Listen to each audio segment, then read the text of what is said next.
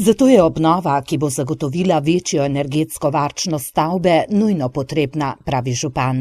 Sama sanacija bo obsegala fasado oziroma toplotno izolacijo, zamenjavo dela stavbnega pohištva, okna in vrat in pa zamenjavo kritine.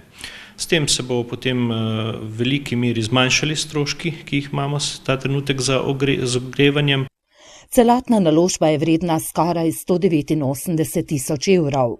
Ministrstvo za infrastrukturo in prostor bo prispevalo slabih 116 tisoč. Preostanek denarja pa bosta zagotovili občina in zdravstveni dom. Tako da za skupnimi močmi bomo uspeli ta projekt speljati k koncu.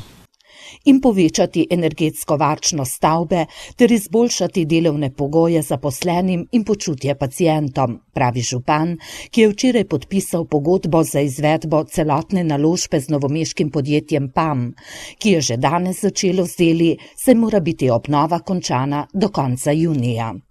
Poskušali bomo vzpostaviti nek red gradbišča, tako da bo za obiskovalce zdravstvenega doma obisk ne moteč. In da bodo dela opravljena kakovostno ter v pogodbenem roku, dodaja Plavec.